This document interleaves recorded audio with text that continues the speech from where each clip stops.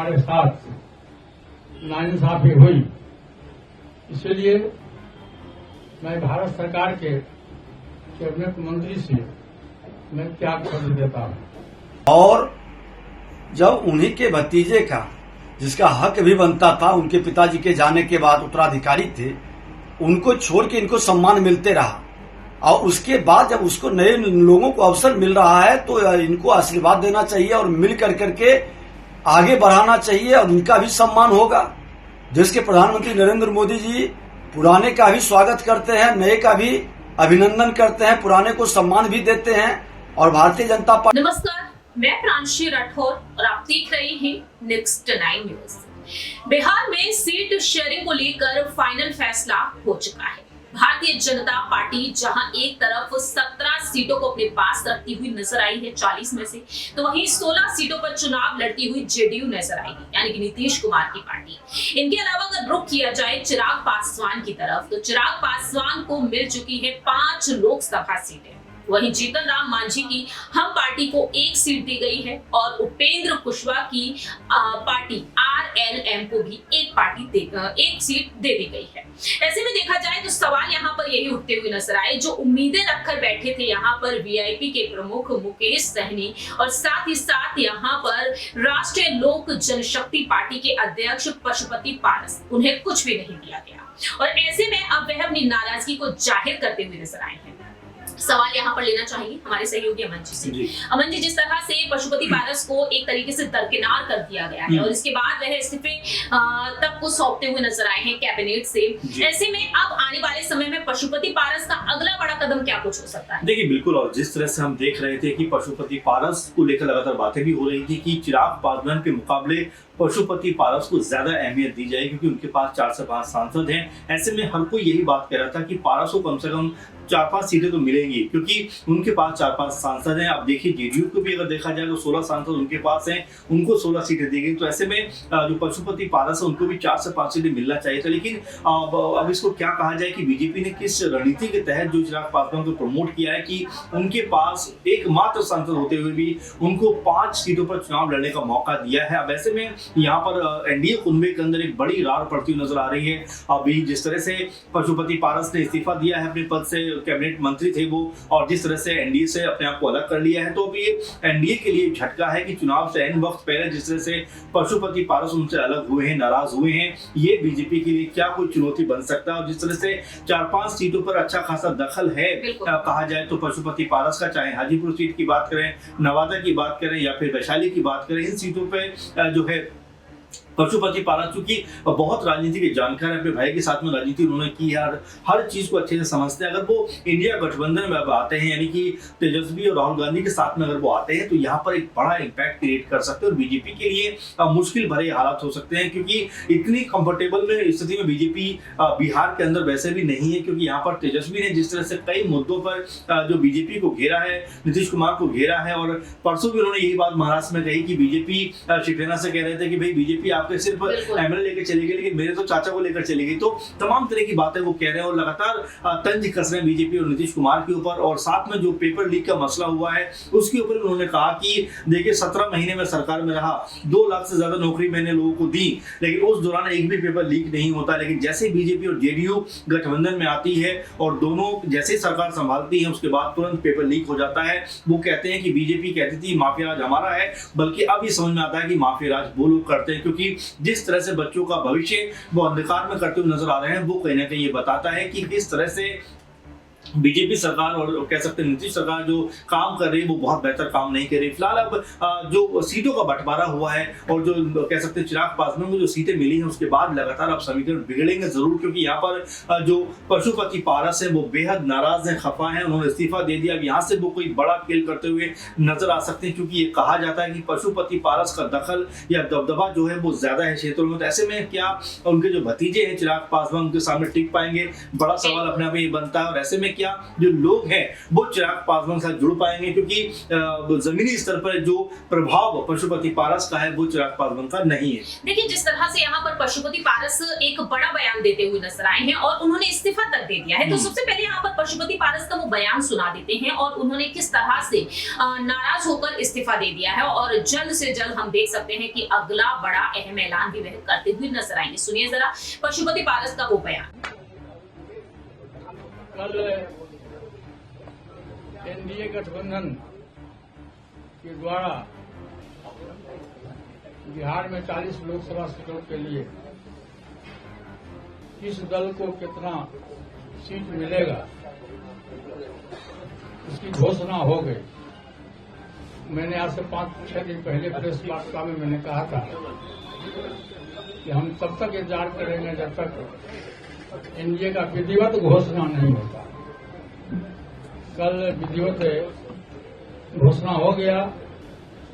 हम लोग 5 सांसद थे, हमारी पार्टी में 5 सांसद थे। मैंने बहुत ईमानदारी, बहुत लगन से, वफादारी से मैंने एनडीए की सेवा की। आज भी मैं माननीय प्रधानमंत्री जी का शुक्रगुजार हूं और मैं आज भी वो देश के नेता हैं, बड़े नेता हैं, लेकिन हमारी पार्टी के साथ और व्यक्तिगत रूप से हमारे साथ नाइंसाफी हुई। इसलिए मैं भारत सरकार के कैबिनेट मंत्री से मैं त्याग कर देता हूं। देखिए, देश के प्रधानमंत्री माननीय नरेंद्र मोदी जी ने पशुपति बाबू को कितना सम्मान दिया है। लंबे समय तक कैबिनेट में मिनिस्टर रहे हैं और जब उन्हीं के भतीजे का, जिसका हक भी बनता था, उनके पिताजी के जाने के बाद उत्तराधिकारी थे, उनको छोड़ के इनको सम्मान मिलते रहा और उसके बाद जब उसको नए लोगों को अवसर मिल रहा है तो इनको आशीर्वाद देना चाहिए और मिल करके आगे बढ़ाना चाहिए और इनका भी सम्मान होगा। देश के प्रधानमंत्री नरेंद्र मोदी जी पुराने का भी स्वागत करते हैं, नए का भी अभिनंदन करते हैं, पुराने को सम्मान भी देते हैं और भारतीय जनता पार्टी सबको लेके चलती है और भारतीय जनता पार्टी देश के प्रधानमंत्री नरेंद्र मोदी जी के नेतृत्व में सबका भविष्य सुरक्षित है और सबका भविष्य सुंदर और बेहतर है। ये माहौल में जो व्यक्ति अपने लीक से हटेंगे, डूबती हुई नाव में बैठेंगे, तो वो भी अपना भविष्य जानते हैं कि क्या होगा। और युग बदलता है, जनरेशन बदलती है, तो लोगों को उसके साथ एडजस्ट भी करना चाहिए।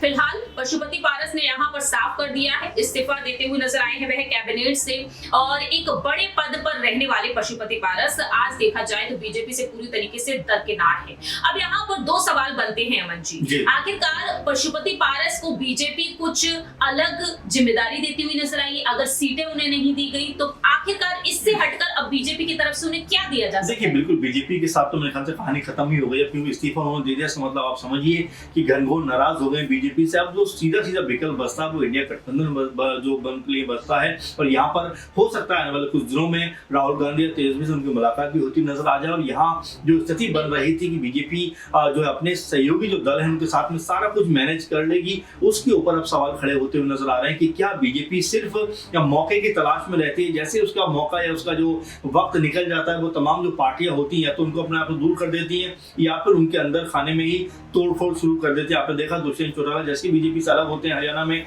उनके दल को तोड़ दिया जाता है।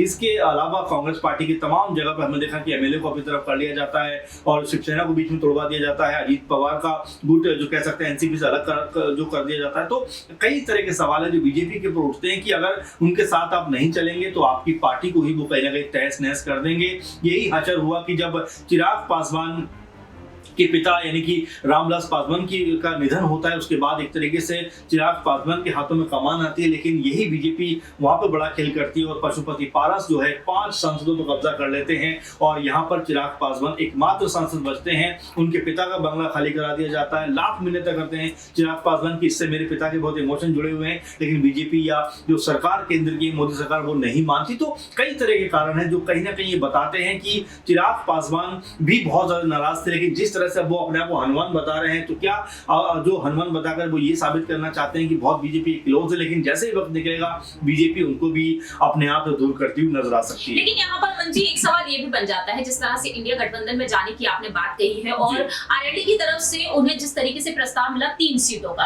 अब यहाँ पर उन 3 सीटों के बारे में बात कर ली जाए, वो 3 सीटें कौन सी हो सकती है? हाजीपुर सीट को लेकर पशुपति पारस अड़े रहे, चिराग पासवान भी अड़े रहे, खगड़िया सीट भी रही, समस्तीपुर सीट भी रही। तो इंडिया गठबंधन की तरफ से, राजद की तरफ से आखिरकार उन्हें कौन सी सीटें अब दी जा सकती है? देखिए, हाजीपुर सबसे मुख्य सीट है, इसके ऊपर लगातार लड़ाई चली है चाचा भतीजे में। उस सीट के ऊपर जो पशुपति पारस है पहले भी कह रहे थे कि नहीं मैं तो यहीं से चुनाव लड़ूंगा चाहे कुछ हो जाए, तो अब उनके विकल्प खुले हुए हैं और 2-3 सीटों की जो मांग चल रही हो सकता है वैशाली उसमें से एक हो, खगड़िया हो, समस्तीपुर हो और हाजीपुर तो है ही। तो ऐसे में अभी फिलहाल कयासबाजियों का दौर है, कितनी सीटों को मिलती है कितनी नहीं मिलती, लेकिन सबसे जो मुख्य सीट कही जाएगी वो हाजीपुर कही जाएगी, जहां पर दोनों चाचा भतीजे के बीच में फाइट थी और उनके कह सकते हैं जो पिता हैं एक तो एक के भाई हैं। तो ऐसे में यहाँ की जो फाइट है बहुत दिलचस्प होने वाली है। और क्या जो चिराग पासवान जमुई छोड़ के क्या हाजीपुर चुनाव लड़ेंगे, क्योंकि बीते दिनों उन्होंने जिस तरह से रैली की है और जिस तरह से बताया है वो लगता तो यही है कि हाजीपुर हो सकता है इस बार कर्म भूमि बनती हुई चिराग पासवान नजर आ जाए। और यहाँ पर अगर उनके चाचा उनके सामने आते हैं पशुपति पारस, तो यहाँ पर मुकाबला बहुत दिलचस्प होने वाला है। तो फिलहाल जो बिहार की राजनीति है एनडीए लिहाज से वो अब उलझती हुई दिखाई पड़ रही, तमाम सारे उसके अंदर दाव पेच नजर आते हैं। ऐसे में क्या बीजेपी जो लगातार ये कह रही है कि 40 सीटें जीतने का उनका ख्वाब है, क्या वो ख्वाब पूरा होता हुआ नजर आएगा या फिर उन्होंने पशुपति पारस को अपने आप से अलग करके इस ख्वाब को अपने हाथों तोड़ने का काम किया है? वाकई अब यही देखना होगा आने वाले समय में कि बिहार में जिस तरह से एनडीए में खेल होता हुआ नजर आ रहा है, क्या ये खेल बीजेपी की मुश्किलों को अब बढ़ा ही देगा या नहीं। अब देखते हैं कि पशुपति पारस इंडिया गठबंधन की तरफ वाकई में चले जाएंगे या नहीं। ये भी काफी ज्यादा दिलचस्प होने जा रहा है जहां पर राजनीतिक मुकाबला, क्योंकि पशुपति पारस के साथ साथ यहाँ पर मुकेश सहनी है, उपेंद्र कुशवाहा है। उपेंद्र कुशवाहा को 1 सीट मिली, मुकेश सहनी को कुछ भी नहीं मिला और वह भी कहते हुए नजर आए कि महागठबंधन से उन्हें कोई परहेज नहीं है। निषादों के लिए जो आरक्षण करेगा उनके लिए हम यहाँ पर देखा जाए तो गठबंधन भी यहाँ से छोड़ते हुए नजर आएंगे और जहां से ऑफर उन्हें मिलेगा तो जाहिर है कि वह वहां जाते हुए दिखाई देंगे। अब देखते हैं आने वाले समय में आखिरकार बिहार में क्या कुछ होता हुआ नजर आएगा। फिलहाल इस खास रिपोर्ट में इतना ही। बाकी के तमाम अपडेट्स के लिए देखते रहिए नेक्स्ट 9 न्यूज़।